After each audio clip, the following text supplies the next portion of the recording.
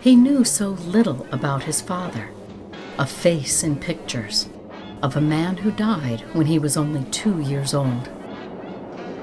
On a hot August day, 8-year-old Jim Kurtz went looking for answers.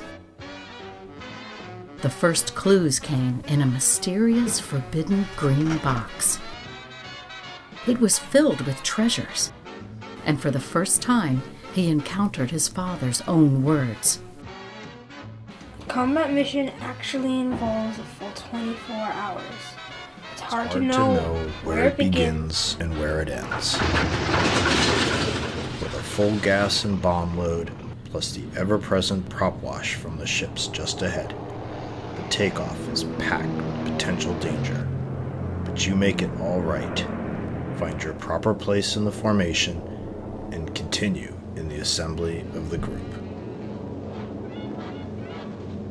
The account that Robert Kurtz wrote, while a combat pilot of a B-24 bomber in World War II, was the first evidence the boy had of who his father was. Over time, the medals, objects, and papers would tell more of the story. I didn't know anything about my dad, had no memories of him, and I wasn't sure what was in that box, but I was pretty sure that it definitely had to do something with my father.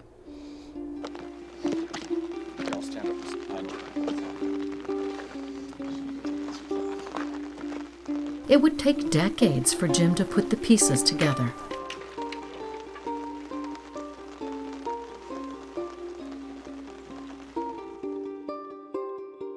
In a life journey that took him to the places and people who were part of Robert Kurtz's story, he would come to know and love the father he could not remember.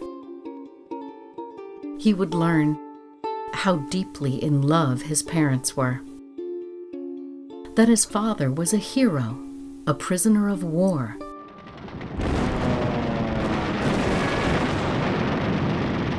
and the survivor of a grueling march across Europe.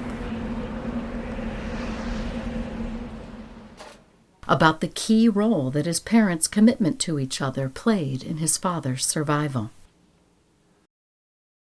And how Robert Kurtz's story was woven with those of others who fought and died, fought and survived.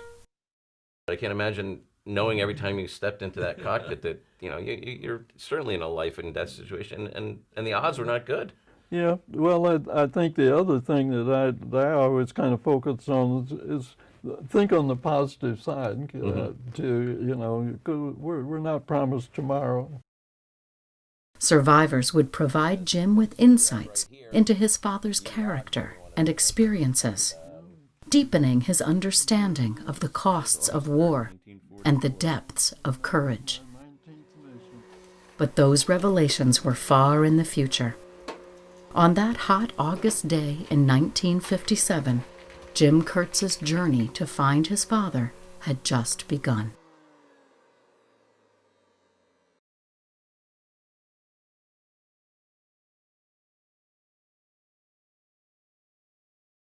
I think my dad's story is important because I want people to realize that if you can muster up enough courage and enough feeling to be able to overcome incredible odds and still win out, that feeling and emotion needs to be spread to other people. He would have spread it to me had he lived, I'm sure.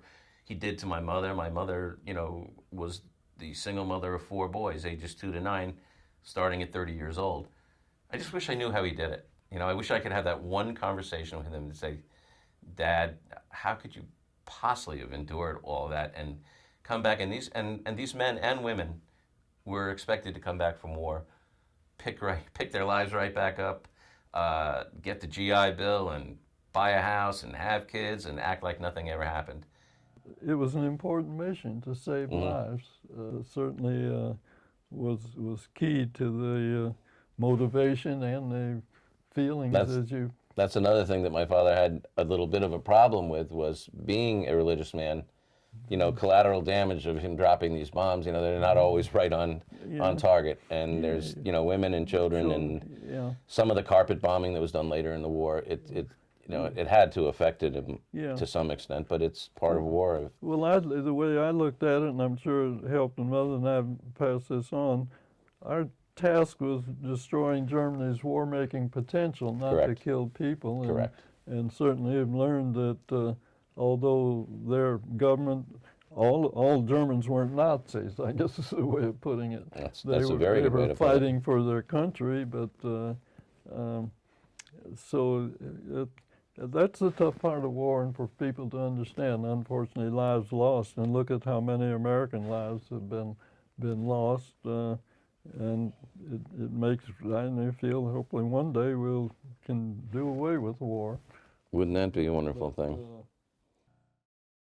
I marvel at the courage, and I can't imagine your mindset. I mean, I guess it just takes over when you're in combat and you do your job. Well, that's right. To me, it all began with the training. You were trained, you knew what you needed to do, and certainly the circumstances may vary some, but you were prepared to do it.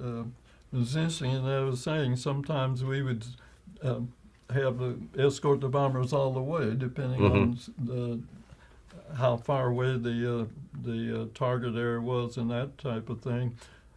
Sometimes we had just penetration air escort, but if we had the whole thing, we stayed with the bombers on over. I'd say we could just move about to get out of the flak blanket, and then be prepared to support a straggler. Say if a bomber coming off target was hit and couldn't keep up with the formation, we'd dispatch an element to stay with them as long as we had fuel.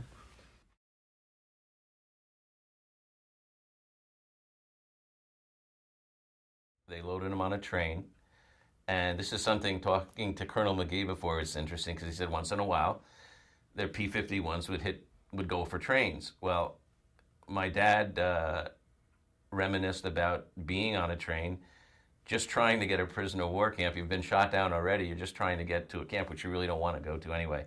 And now you're getting bombed and strafed by your own forces because they didn't know. To them, it's a German train. There's nothing marking it as carrying Allied forces. So if you can imagine, they're sitting there on this train trying to get to a prison war camp where they don't want to go anyway, and they're getting shot at.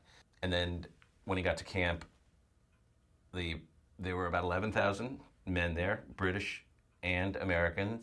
Stalag Luft 3, which is where the Great Escape happened. Their tunnel that was dug was in my father's compound. There was a north and east, a west and south. So that made it even worse. He was dumped into a barracks where 2 months previous 50 men had escaped, and that does not go well with German command. And Hitler actually ordered those 50 murdered, and they were shot.